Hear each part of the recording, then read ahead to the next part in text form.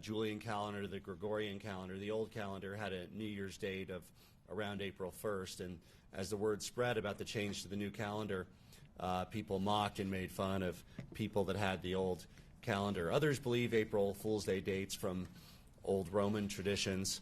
But no matter where it stems from, I think we can all agree that, on this April 1st, if we were where we are today a year ago, and anybody would say, imagine yourself in a situation where you and your family have to stay home, you can't go to work, there's a global pandemic, schools are closed.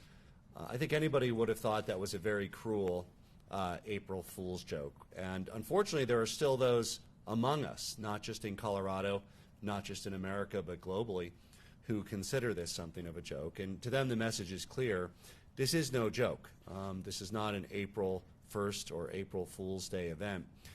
This is the very serious pandemic, the most serious global pandemic since the great influenza of 1918, about 1 century ago.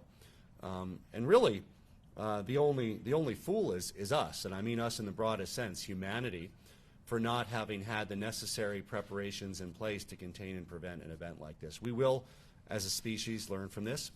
I'm confident that the public health responses in China, in Italy, in the United States, across the world will be in better place to prevent this kind of cruel joke on humanity, to reduce the likelihood and incidence in the future. But we know we are where we are today. There's no Monday night quarterbacking for this, and this is not an April Fool's joke.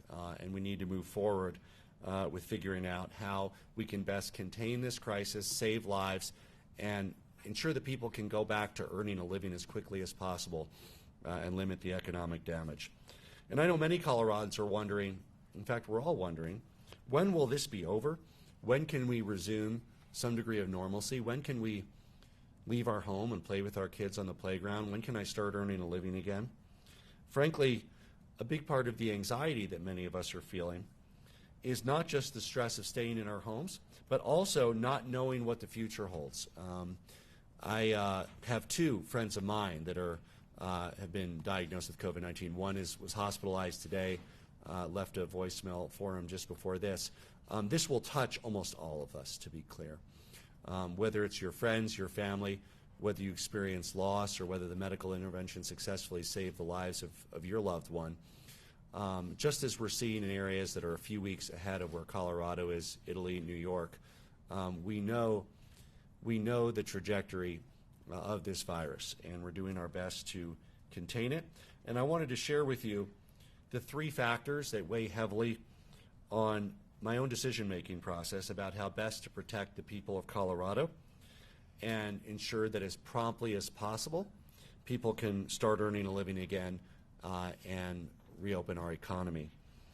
My administration is working tirelessly on all three of these factors that need to be in place so that we can find our way back to a level of normalcy. That means both economic and social normalcy. And I use the word normalcy because it doesn't mean it's the exact same normal that we took for granted 3 months ago, 6 months ago. But at least the ability to enjoy the Colorado we love and be able to put food on the plate for your family. We have to get there sooner rather than later. And these steps are absolutely critical for us to achieve that.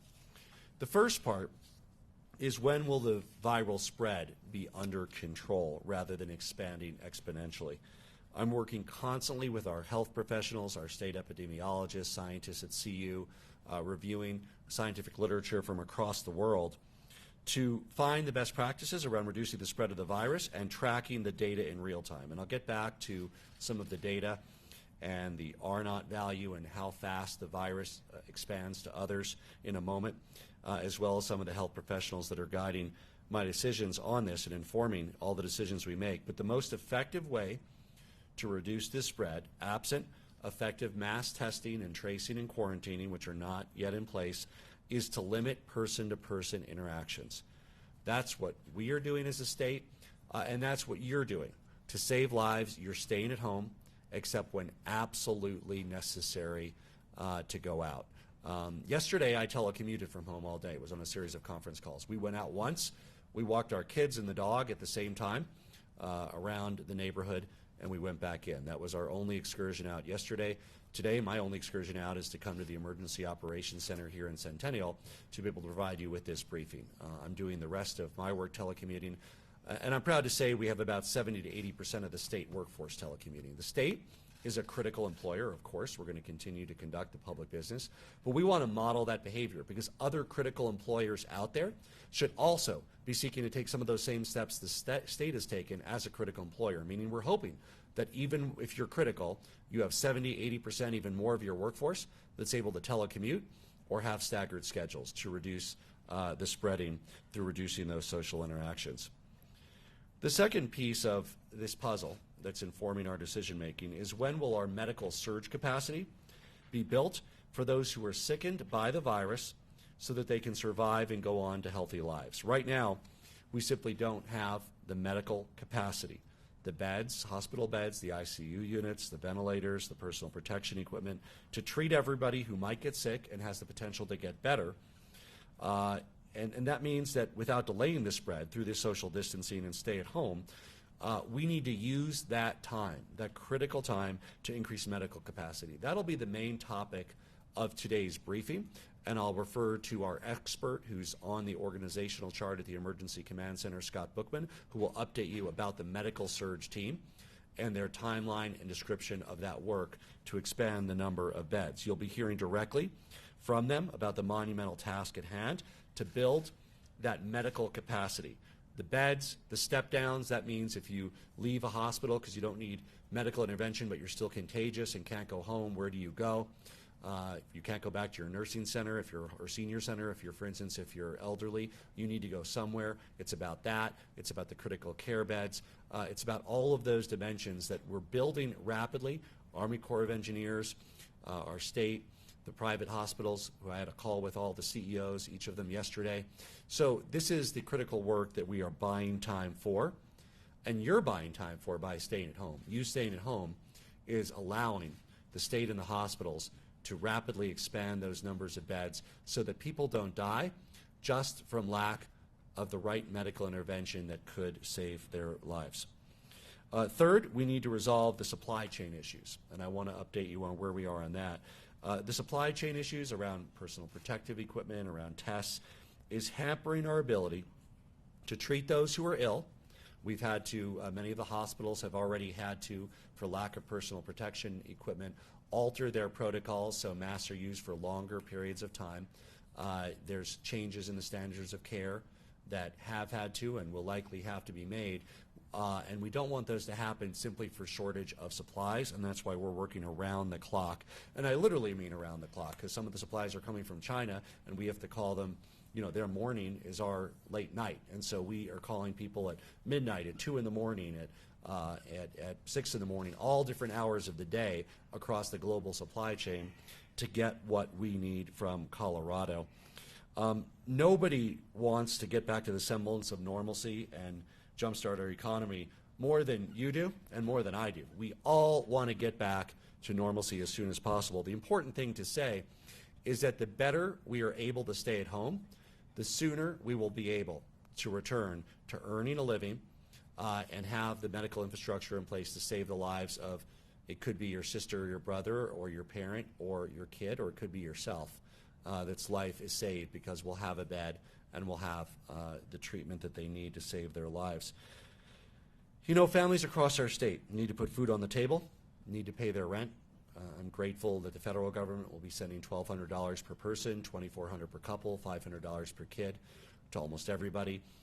If you haven't filed taxes because you haven't needed to, there's an expedited form that you can file to make sure that you get your $1,200 payment. That's a huge help. I don't know where we would be without that, but we know that that is no substitute for reopening our economy and making sure that people can earn a living. And while we're working tirelessly to return the state to normalcy, to productivity, to being able to enjoy ourselves as soon as possible, the better the compliance with the stay-at-home order, the sooner we can squash the threat, start earning money, and enjoy our lives again, get back our lives in many ways. The sooner we can end this very cruel April Fool's joke. Slide 3, it gives a update. This is, again, not the 4 p.m. update, which will be issued shortly. It's a midday update. We now have 3,338 cases identified in Colorado. 612 people are currently hospitalized. 50 counties. 77 deaths. Our hearts go out to the families and loved ones of everybody who has been lost in this crisis. We've tested over 18,645 people, continuing to be one of the leading states in the number per capita of tests being granted. There'll be a further updated 4, and as we indicated at previous events, I want to talk about the R naught value now. The R naught, the number of people that one positive person is likely to infect, was between 3 and 4 in Colorado before any social distancing measures went in. That was a catastrophe. We were literally seeing a doubling of the virus every 1.5 to 2 days in Colorado. Now I want to return to this concept of R naught value. Through our physical distancing measures, we're trying to knock that number down as hard as we can. We have to get that number below 1 for the virus to start to die out. We showed the progress being made in the sense that it was doubling approximately every 5 days instead of every 1.5 to 2 days. We'll continue to chart that. We hope that that increases, but ultimately, doubling every 6, every 7 days can still buy us time, but we have to ultimately get that below 1. It has to be reducing rather than increasing for us to be effective in stamping this out and being able to return to normalcy. Now, in an ideal world, we want to get this number as close to 0 as possible, so the likelihood of anyone being infected going about their daily routine is very low. But when the R naught value is below 1, the number of people with the virus goes down rather than up, and that's clearly where we need to get. Now, keep in mind there's a lag in what you'll still see. The hospital beds go up. Tragically, the deaths go up because of the timing. So we're not anything close to an R naught of 0 today, but let's just say for a moment that if somehow this stopped transmitting in Colorado, you would have additional people that were admitted to the hospital in 8 days and 10 days who had contracted it 5 days ago, who manifested symptoms and needed to go to the hospital a week later. And so you would still see that increase even if the transmission stopped. The transmission hasn't stopped.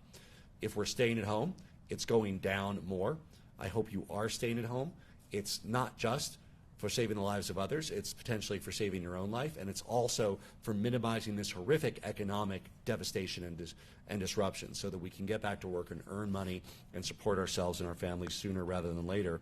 So we know right now we're doing this reduction in R naught with a mallet, and all of my thoughts and efforts and our innovation team and others are working to get to a place where we can do that with a scalpel, where it's identify and quarantine rather than these devastating measures that impact every single one of our lives. We now go to the visual representation of R naught. This shows an R naught of 3, just so our viewers know what this means. One person spreading it to 3 to 9. This is why this virus has been so dangerous. It's extremely contagious, and that's why these extreme measures are being taken. Unlike, for instance, influenza, which has a great amount of resistance in the general population, A, people who've had their flu shots, but B, people who've had it and have had increased resistance because the pathogen has been out there. This is a novel coronavirus pathogen. There is little to none built up antibodies or resistance among the general population. That's why this is spreading like wildfire, just as the 1918 influenza did, when there was very little resistance among the population before the virus began. Next slide. I now want to, one of those 3 areas I talked about is our need for protection equipment. This shows what we have in our request that I outlined to Vice President Mike Pence in writing, that our congressional delegation is aware of and also in touch with the Vice President on, Senator Bennett and Senator Gardner. This shows by percent and by numbers the amount that we have of the different materials that we've broken down that are needed for this medical surge. What we know now is not only are we facing a healthcare crisis, we're also facing a supply chain crisis. It's hampered our abilities to effectively respond to the healthcare needs. This is a global supply chain crisis. Not only Colorado, not only United States of America, but the European countries and the countries across the world are all engaged in this mad scramble for equipment. I can't begin to express to you the frustration that I have about our inability to get the masks and supplies that we need into our healthcare system that usually cost 58 cents and are plentiful. Now, we know that the national industrial capacity will kick in. This is a short to medium term issue. Another reason that these extraordinary stay-at-home measures are needed, because in a matter of a month or 2 months, there will be masks flowing out of our ears. They'll be all over because the industrial capacity will be focused on that. But that doesn't help us for what we need next week and the week after. We know that not having gotten nearly enough from the federal government, we've really taken it upon ourselves as a state to engage in the purchasing that we need and the supply channels we need to make sure that the supplies for the people of Colorado are met. Next slide, please. And I have to tell you how crazy ordering in this environment is. It seems like every Coloradan, or at least the thousands that have contacted us, have a contact or an aunt or uncle in China or somewhere that's helping us. I want to thank the Chinese province of Hunan that is kindly sending us 10,000 masks. But we've also had to really scramble to be able to talk to Chinese factory owners and others. At one point, I even considered, should we send over our own state 747 to China and trust our negotiators to be able to fill it before it came back. We didn't have to do that. We've placed a number of purchase orders, and we have a number of supplies that are in transit or in the supply chain. Now, all subject to verification. This might be April Fool's Day, but Colorado isn't going to be anybody's fool. We want to verify that the masks work and are not counterfeit before we pay for them. And this is a challenge in building through these relationships with suppliers that our state has never worked for. Now, first of all, it's a challenge that a state actor, a public actor, the state of Colorado, has an advantage in over private actors and hospitals, because when we're dealing with Chinese suppliers, they can inherently trust the state of Colorado more than they might trust X hospital or Y hospital or Z hospital that they might never have supplied, might not know about their credit rating, and might not know how legitimate they are other than being able to check their website. People fortunately do trust the state of Colorado, but we need to trust but verify, meaning thanks to scientists at CSU who are able to have testing equipment, we're taking samplings from PPE that will be arriving or has arrived at DIA in the coming days to be able to scale up those relationships with those trusted suppliers in China, as well as trusted domestic suppliers to be able to meet that need. We've placed orders, issued purchase orders for 2.5 million N95 masks, 1 million surgical masks, 25 face shields, 250,000 gowns, 1.5 million gloves, 750 ventilators. I've talked to so many folks as intermediaries at no profit to themselves who have helped with their connections with suppliers in Asia, suppliers across the world. But we will verify as these materials arrive, thanks to scientists at CSU and others that are willing to step up and help. At this point in the crisis, personal protection equipment equals lives. Ventilators equals lives. It's the difference between our healthcare workers being able to stay on the job, stay healthy, and being able to help continue to serve those sickened, or whether they themselves also become victims of the virus. We see other states where medical staff are forced to use homemade masks or using ponchos or trash bags in lieu of gowns. We hope to avoid that situation in Colorado by working all of the contacts we have with the private sector leadership we brought into the innovation sector, the calls at all hours of the day and night, the quality vetting and the personal vetting to make sure that Colorado can be a leader in opening these international and domestic supply chains, as well as ramping up our domestic manufacturing capabilities in Colorado, which takes a bit more time. We know the private sector is scaling up their manufacturing capacity. In each sector, each of these items, gowns, gloves, masks, ventilators, each has their own time frame, each has their own constraints. But we expect that supply chain issues will be resolved over the course of summer. Now, that's not soon enough, which is why we are being extremely innovative about how we're doing the purchasing and opening up new supply chains ourselves as the state of Colorado, operating in the domestic and international marketplace in very aggressive ways to be able to make sure that we have what we need for the people of Colorado. We're working creatively and rapidly sourcing these critically constrained supplies to bridge our healthcare system from where we are now to when the normal supply chains are restored and domestic manufacturing can fully kick in. We've asked every relevant sector of the economy to do an inventory and offer up personal protection equipment. That's why the early orders around stopping elective surgeries. That's why the early orders around stopping elective dental procedures and cleanings. That personal protection equipment needs to work its way to our hospitals and our first-line responders, and is. And then we hope that that gap can be alleviated. And of course, we know that those procedures, while they can be put off, we know they're not elective. We want people to be able to get their teeth cleaned, of course, and we want people to be able to have the back surgery they need to ease their pain. But we know that things that can be delayed are, and we hope that that is part of that return to normalcy once we address these issues around personal protection equipment and hospital beds, because another thing that's being looked at that Scott will get into is some of these ambulatory care clinics and others are being looked at, the step-down facilities, or even as hospital beds as well. Some of that capacity will be needed in the weeks ahead. We're also working with manufacturers in Colorado to repurpose operations to make these needed supplies, and we'll continue to work with new suppliers until Colorado's needs are met. There's been, as I indicated, thousands of inbound inquiries, many well-intentioned, but don't pan out. Many are scams, and some gems that we are tracking down and leveraging and operationalizing for the people of Colorado. My administration is really working hard to move heaven and earth to acquire the needed materials to support the medical surge, as well as reduce the spread of this virus in Colorado, and ensure that we do have the testing in place to isolate and contain future surges so that we can return to normalcy and productivity sooner rather than later. You can help by signing up at helpcoloradonow.org.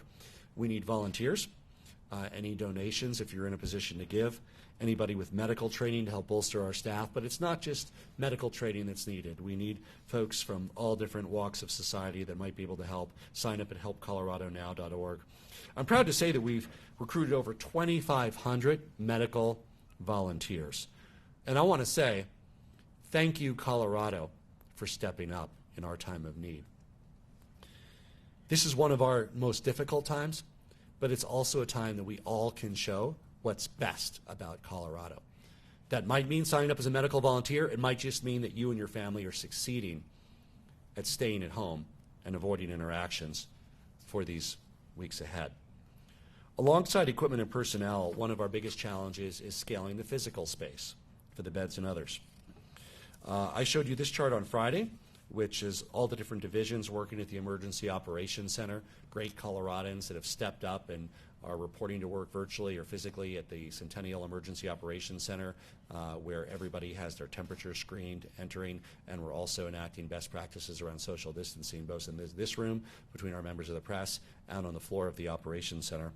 But today I want to take a deeper dive to help inform you about the work of the Public Health and Medical section, the section that is charged with surging medical capacity, the section that is charged with making sure that Coloradans don't die because there's no bed to put them in and no oxygen to put them on.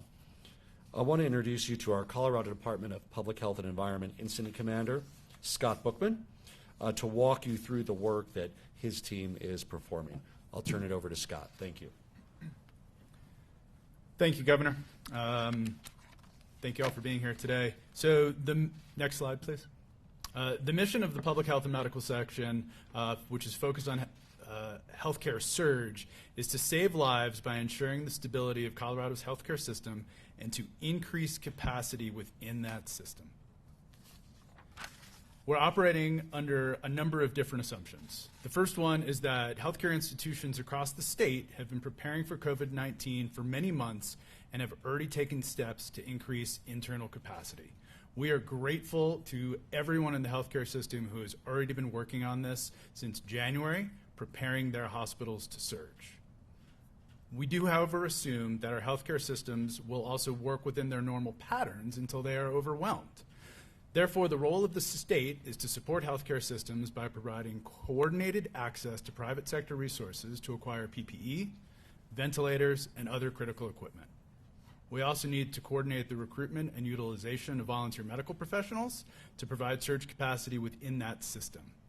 Finally, we need to provide information on the status of the healthcare system and then create systems that overlay our normal healthcare systems to provide coordination and response when the system becomes overwhelmed. Next slide, please. So it is incredibly important to understand that the physical space and capacity within our healthcare system will be challenged. Our job is to create more space within that system.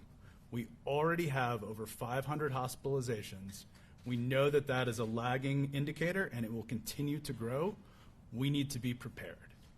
Our operating challenge is that the models are telling us that we will see a surge that may overwhelm our hospitals sometime between April and July of 2020. We also know, based on the clinical evidence by areas that have been previously hit by COVID-19, that these patients are going to require intensive care. They are going to be severely ill, and they are ventilator dependent for anywhere between an average of 11 to 20 days. And they won't be done with healthcare at that point. They will still need to be released from the hospital into other lower acuity facilities and then receive treatment in the outpatient setting after that. And just like in normal life, different cases will have different outcomes and different levels of severity within them. Next slide.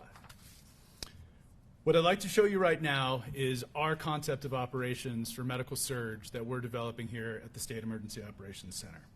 It's a 4-tiered system by which we will classify patients and the facilities in which they are treated.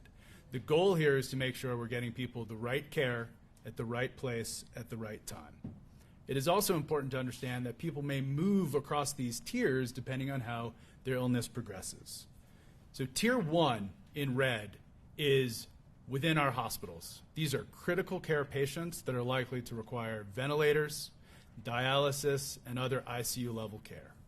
Our goal is to increase the ICU capacity in the state to 5,000 beds by April 18th. That is what our models show that we will need. We are doing this by partnering with our hospitals to work with them to gather extra PPE, extra ventilators, extra beds, and anything else that we can do to support them in those efforts. Additionally, we are looking at using critical access hospitals and other long-term care facilities that can provide additional surge within Tier 1. Tier 2 is an important multiplier for Tier 1. This is where we'll use ambulatory surgical centers, freestanding emergency departments, and critical access hospitals to create additional capacity within our hospitals. Our goal is to be able to move people out of a hospital as soon as possible and into a lower acuity setting so that we can keep those critical care beds in the hospitals intact. So in our Tier 3, these are our subacute patients. These are people who will require daily monitoring by a doctor, twice daily monitoring by a registered nurse. They may have some respiratory therapy needs. This is where we're looking at larger facilities, arenas, convention centers, stadiums, even warehouses that we can convert to field hospitals. Our goal is to have 2,000 additional beds of this tier by April 18th. We want to thank the Army Corps of Engineers for their help in building out this capacity. It will look similar to what you're seeing in New York City right now in Central Park. Finally, Tier 4 is for our non-acute care patients. These are people who are asymptomatic, they're needing quarantine or basic supervision. This may include people who are experiencing homelessness. These will be hotels, dorms, skilled nursing facilities, any other lodging facilities that we can find that we can turn into medical shelters and medical care facilities. We again want to thank the Army Corps of Engineers for their work in helping us build out these Tier 4 facilities. Our goal is to have 10,000 of these beds by May 15th. Next slide, please. So we have set some wildly important goals for our medical surge section to hit, and I want to run through them with you today. Number 1, we need to increase the total number of Tier 1 critical care beds in Colorado from about 1,800 to 5,000 by April 18th. Number 2, we need to increase the total number of subacute Tier 3 surge beds in Colorado from 0 to 2,000 by April 18th. We also need to increase the total number of non-acute Tier 4 beds from 0 to 10,000 by May 15th of 2020. Additionally, we know that we need to create and implement a patient transport unit within the Public Health and Medical Division by April 10th so that we are prepared to deal with the surge and move patients as we need to. And then finally, we need to increase the completeness of our EM resource data from a baseline of 62 to 90% by April 18th. This will give us the key information on the status of our healthcare system so that the state can act to coordinate the movement of patients as we need to. I believe that this plan, along with the drastic physical distancing measures that we are taking, will allow us to deal with the surge of patients without overwhelming our public health capacity here in Colorado. Thank you. Before I get to a few other updates on actions that we took today and are taking today, I also want to address our work around rapidly scaling up the testing. Now, I hear from people, hey, I have symptoms, what do I do to get tested? To be clear, you don't need to be tested because there is no clinical difference. You need to self-isolate in your home. The only advice, if you have flu-like symptoms, that has been issued by CDC and World Health and others is instead of ibuprofen, which means instead of Advil, use Tylenol, acetaminophen, or use aspirin. You can also use Afrin. But 9 in 10 of you won't require any type of medical intervention, depending on your age, if you have this virus. The last thing we want you to do is going out and somehow trying to go into a hospital when you might be contagious and get tested. That means somebody needs to use the personal protection equipment to test you. And then there's nothing to tell you to do other than to go back home unless you need medical care. So 9 out of 10 people require no medical intervention. Stay in your home, stay isolated with any flu-like symptom you have. If you do need medical care, if you're having that difficulty breathing, if you're in dire crisis, please call for that immediate medical attention. Of course you need that, but reserve that for those who need it. Over 90%, depending on your age or more, of folks will not need medical intervention. The only clinical advice you need to know is rather than ibuprofen, use acetaminophen or aspirin. If necessary, you don't have to use any of those if you don't want to, but you can use those to bring down your fever. So we are rapidly working on scaling up testing. We have one of the highest testing percentages. We're working on all forms of testing.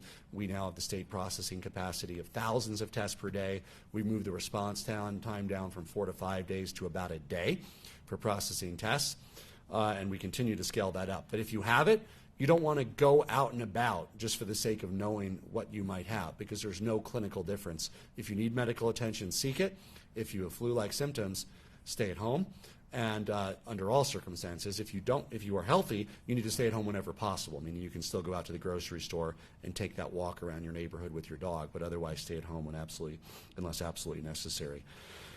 Look, I want to thank all the members of our team, of the Colorado National Guard, of the Army Corps of Engineers, our state workers, our hospital workers, so many others. Everybody's working hard, everybody's long hours. What we need you to do to honor those who are working hard every day is to stay at home to the best of your ability and help protect their lives as well as yours.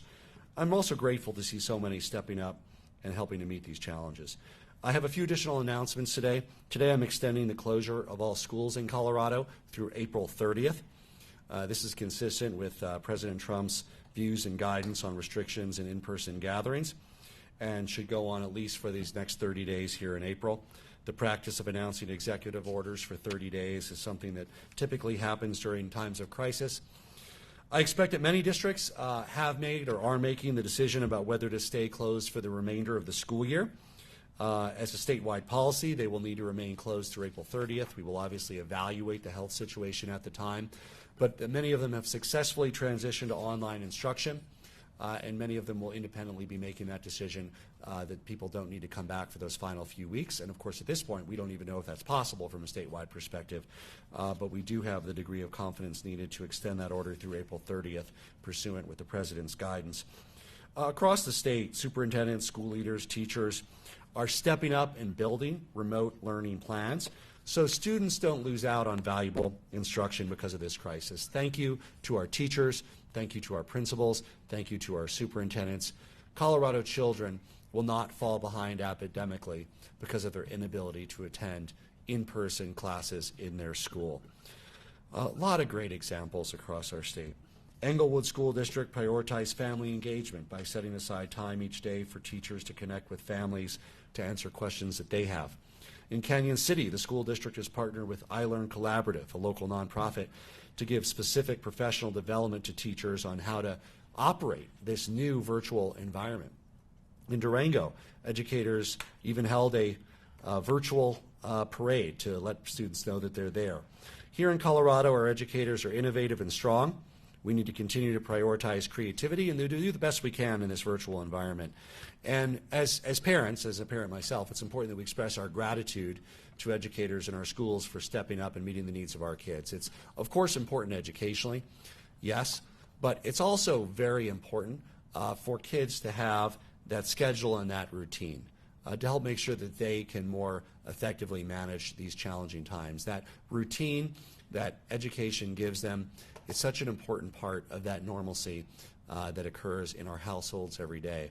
And I want to thank our parents and teachers and educators and students for all adapting to this situation as best as we can to ensure that we can keep people safe, prevent the spread of the coronavirus, save lives, and that our education of our kids will continue.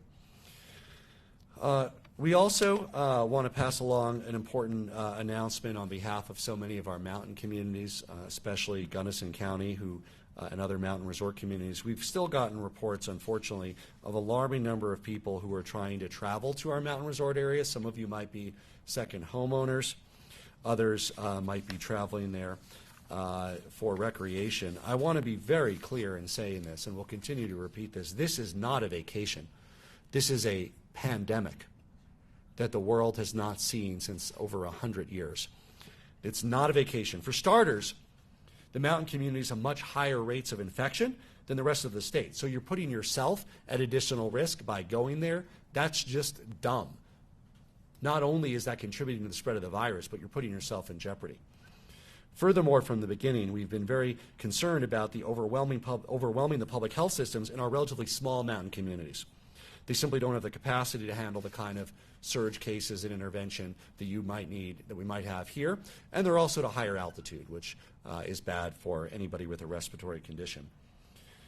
Grocery stores are struggling just to keep up with demand from local residents in our mountain communities. So please, stay in your primary residence, stay at home, be smart. It's much more likely that your primary residence has better access to necessities and groceries and healthcare resources than any of our mountain communities that are getting slammed by this virus. I also want to salute those that are doing work and participating in the U.S. Census. Today is Census Day, and that's a civic duty to participate. You should have gotten your census form in the mail. You can fill it out at census.gov. It's not like you have a lot of other things to do.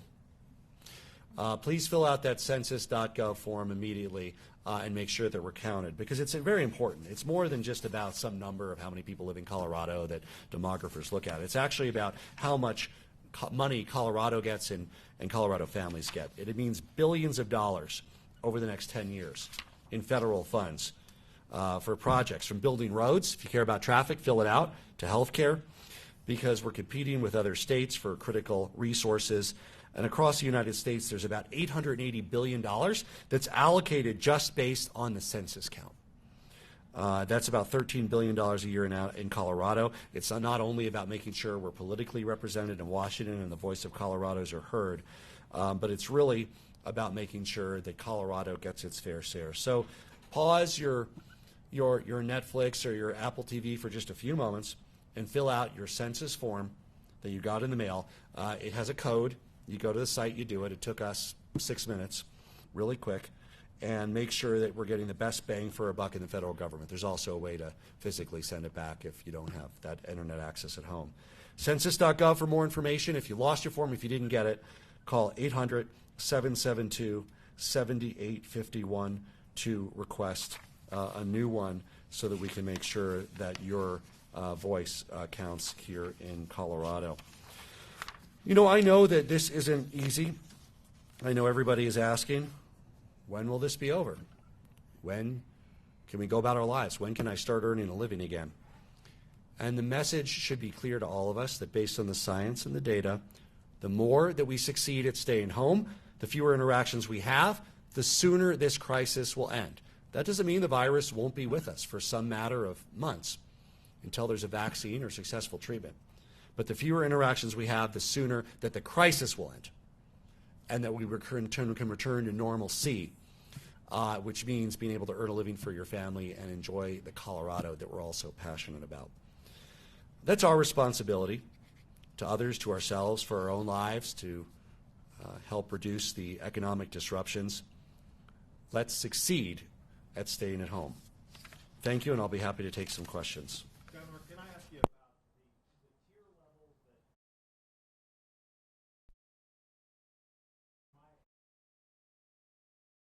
that at least more than 20,000 additional beds? Where are the medical professionals going to come from? So we are working very hard to recruit as many volunteers as we can. We're also looking at staffing agencies. We're looking at our partners in the National Guard. We're looking anywhere we can to find as many volunteers and paid professionals as we can to join our team. I mean, that's a heck of a deficit right now. It's a big lift. We have a lot of work to do, and we have a lot of work to do quickly. The more people stay at home, the more we slow the spread of this, the more time we have to prepare. Colorado was able to get some emergency nurses to enter the state. We've relaxed licensure requirements, automatically renewed people. Over 2,300 people with some kind of medical credential, paramedic, nurse, have volunteered. Obviously, other medical professionals are working double shifts, working very, very hard to help meet this crisis. But that's one of the most important reasons that we do need to stay at home. And to be clear, all of those beds are not intensive, right? Some of those beds might simply require monitoring, some require oxygen and monitoring, and some require high-skilled for ventilation patients and others. So there's a whole continuum of care across those different beds that need to be built. Telephone question, please. Governor, this is Vinny Delchitos from Bloomberg in Denver. What are the projections for Colorado for the total number of fatalities and cases? And also today, how many COVID patients are in ICUs and how many are on ventilators? Thank you. So we'll be happy to get more of a breakdown on the number of patients. We do normally do our update at 4 p.m. The numbers I gave you are just preliminary midday numbers, so we'll try to provide more information at 4. We showed that if no steps were taken, the public health estimates from CU Health, from Kaiser, the local interpretation of national projections, of international projections, showed that the loss of life would be in the mid-tens of thousands of people in Colorado. We hope and we expect that that is avoided because you're staying at home and because our schools are closed and because our bars and restaurants were closed early. And we're hopeful that, if the President is correct about the national number of fatalities from this disaster, we hope that Colorado does not stand out as a state that has a higher percentage than other states. In the room, yes. Your plan calls for deadlines by April 10th, April 18th, but the Institute for Health and Metrics and Evaluation estimates that Colorado will exceed its available hospital capacity in just 5 days. Is there a short-term plan in place, and are you worried about exceeding medical capacity sooner than what you've outlined? So I talked to, I mentioned all the hospital CEOs on a regular basis, just yesterday, the major hospital CEOs, and then group calls with some of the smaller ones. They are ready. Many of them have already added beds. So I don't have that number today to tell you. We have to, but these numbers are the statewide goals. But many of the providers have already added beds, and the number of beds is higher than it was 3 or 4 weeks ago. There's also 2 other factors that help Colorado. Our mountain communities, our resort communities, keep in mind that they have more hospital capacity than a normal community their size would, because they normally serve tourists that balloon the population of these counties 3 or 4 times seasonally. So while they still get overwhelmed, they have more capacity than a non-tourist community. The second factor is that in addition that we've already cleared out the beds that would have been used from people by elective procedures. So we're above that normal baseline of beds because elective procedures are being delayed. Telephonic question?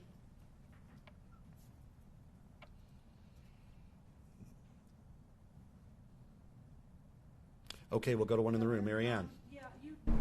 One of your earlier slides talked about the supply chain. We're hearing a lot of stories about states having to compete for these supplies. They get ordered and then somebody else comes in and swoops swoops in and gets the orders that you may have placed, how confident are you that you're going to be able to get those supplies? We don't know that we have supplies until they're in hand and validated, because we have to be able to purchase from folks that we've never purchased from before. We're competing not just against other states, but private companies and countries across the world. And when they arrive on the plane, and when our CSU scientists test the masks, test the gloves, then we'll be able to say that we have them here. Until we reach that point, I don't know what we will have and what we won't have. Jesse? Governor, you just said that you're extending these school closures until April 30th. What are you doing about the stay-at-home order that's set to expire even before your school order was set? The stay-at-home order is the most extreme mallet that we are using to reduce the spread of the virus. It's being done on an urgent basis. We are going to look at the science and data in real time to find out when that can roll off and when we can turn to more normalcy. I hope, and I know we all hope, that that doesn't have to go to April 30th. On the other hand, according to the President's guidance and the data we have today, it quite likely might need to be extended beyond April 11th. But it's not a call we're going to make on April 1st. We don't know where we're going to be in 10 days. We're going to give people notice. We're going to make it based on the data we have a few days ahead of time. But it depends on how successful we are at staying at home. If we're successful staying at home and reducing the spread of the virus, we can roll off that most severe stay-at-home order sooner. That doesn't mean that things become normal right away. Even before that order, remember, workplaces were at 50% capacity. We closed restaurants and we had closed clubs. So it's all about when we can provide the maximum degree of flexibility and economic activity at the minimum risk. And it also depends how we're successfully implementing the health surge that Scott Bookman outlined. Telephone, please. Yeah, this is Erica Meltzer from Chalkbeat. Going to squeeze in two questions here. One, why not just cancel the rest of the school year now? And two, you cited a number of examples of distance learning that districts are doing. We know districts are doing good work, but also it's been very uneven. Internet access is uneven. Students have some pretty diverse needs. What support are you providing to districts to make sure that all students can learn? I talk regularly with the Commissioner of Education, Katie Anthus, who's doing a good job. The Colorado Department of Education, along with much of the state workforce, is telecommuting. Only a few people have to go in, but we're maintaining all of those critical state services. Yes, just as we highlight examples of districts that are doing a good job, I know there's some districts that have a learning curve and are trying to get there. There's also some districts that are still in an extended spring break or even their normal spring break this week. So there's districts whose classes haven't resumed. I know that those that aren't quite yet there on being able to deliver the quality of curricular materials and pedagogy are working very hard to get there. It's keeping the superintendents, the teachers up late at night, working hard to make sure that while children will always remember this school year for their entire lives as one in which they were out of school for a number of months, that they won't lack the academic achievement that they need to advance to the next grade level. We are confident that schools will not be able to resume statewide by April 30th. There are some districts that, based on that parameter or on their own information from their county health department, are saying they won't be able to return to their school buildings at all this school year. We certainly advise that school districts prepare for that. School districts are also preparing to not have physical commencement ceremonies for 8th graders, for seniors, and really I've seen districts go two ways. Some are creating a meaningful virtual experience for those graduating kids. Others are saying that they'll have them march sometime next year and come back and honor them physically. Some might even do both. But we see across our state great innovation by amazing school districts and superintendents and teachers and principals, and I want to thank them for our work. While our children are not at the highest risk from this virus, and they are at a lower risk than other Coloradans, we want to make sure that they're not at risk for losing a year's worth of education, and that everybody is ready to advance their grade level and be able to graduate and go to college or enter the workforce. Question from in the room? First time, folks, anybody hasn't asked one? Yes. Bueno, buenas tardes. En vista que usted dice que están necesitando gente que haga medicina para poder ayudar aquí en los hospitales, Hay muchos inmigrantes que han sido doctores en sus países, pero acá no lo están ejerciendo, están trabajando en un McDonald's, están trabajando en un restaurante. ¿Ha pensado reclutar a esos profesionales para poder ayudar? Necesitamos toda la ayuda posible en este momento. El Departamento de Agencia Reguladora tiene información en su página web de cambios en regulación para hacer más fácil para que personas puedan ejercer. Lo recomendó a las personas que son profesionales de salud en su país que la visiten. Es más rápido, es automático, porque necesitamos su ayuda ahora en Colorado y las reglas normales son al lado. Y ahora es más pronto para ofrecer sus servicios médicos aquí en Colorado. Gracias por su ayuda. Telephone question, please. This is Erin Prater with the Gazette in Colorado Springs. I touched on this a bit at your press conference a couple days ago. County continues to have the highest fatality rate in the state when it comes to counties at 5.1%. It's the sixth highest in the nation when it comes to counties. Your reaction to this and any additional advice for the residents of El Paso County on what they can do to squash this curve in the county?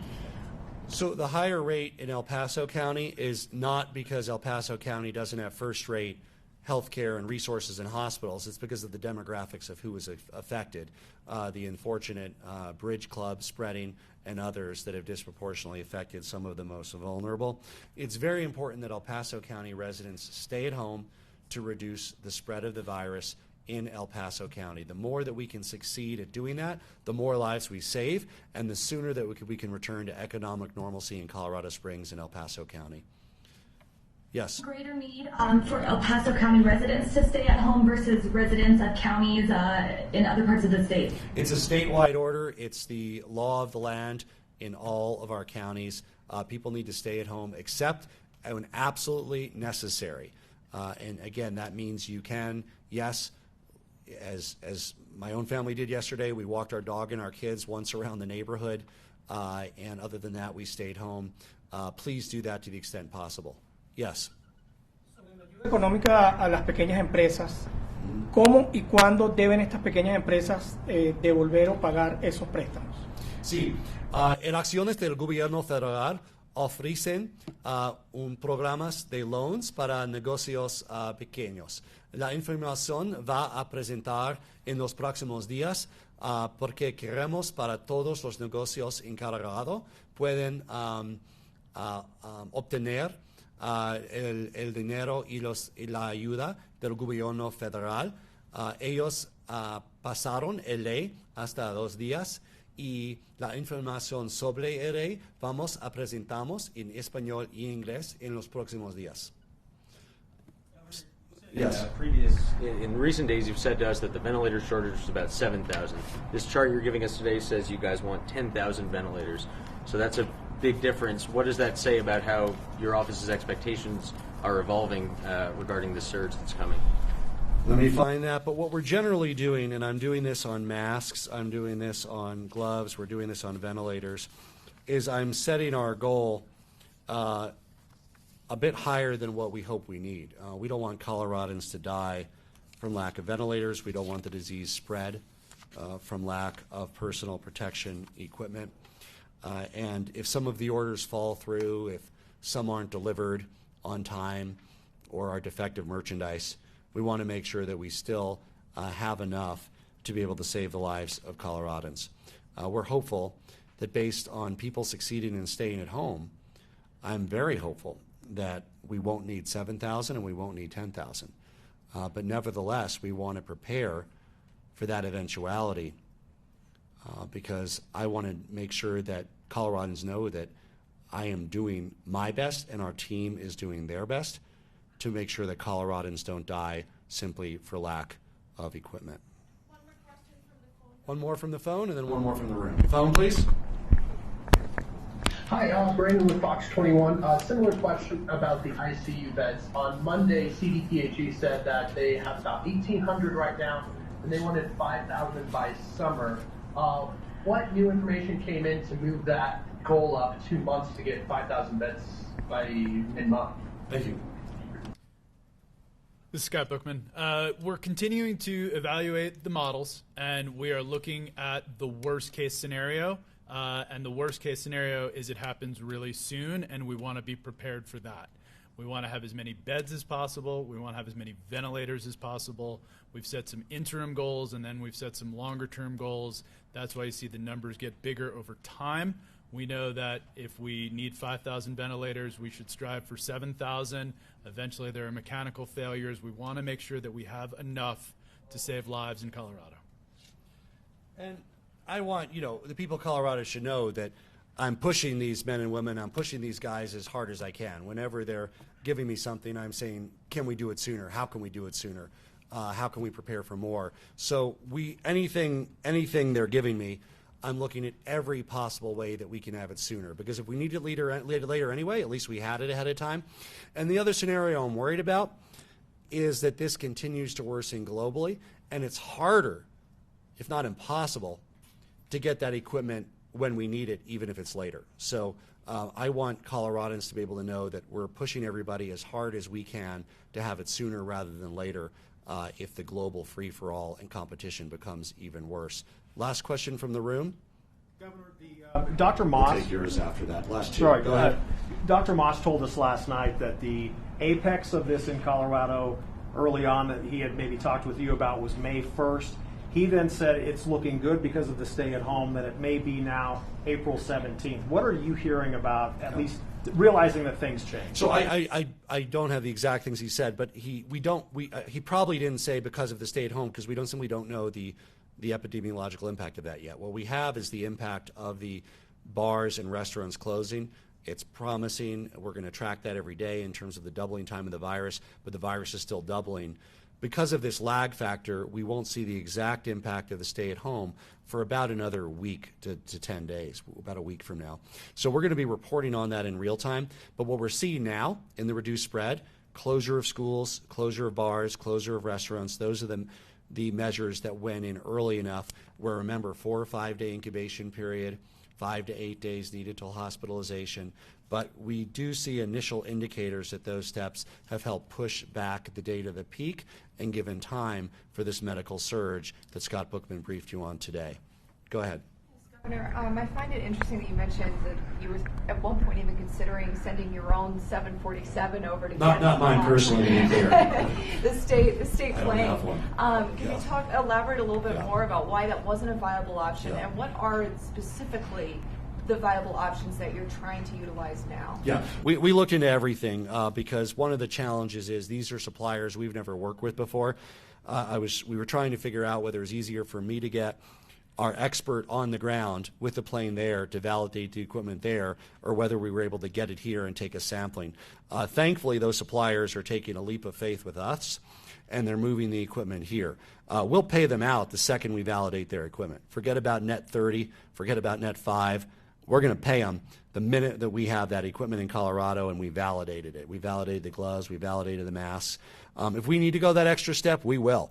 If I need to get those CSU folks into China with a plane ready to load, we'll do that. But so far, we've been able to work with the suppliers using the good brand and the full name of the state of Colorado as a public entity that's trusted internationally to be able to get those suppliers to show that bit of trust in us that if we can validate those supplies, we will pay them instantly.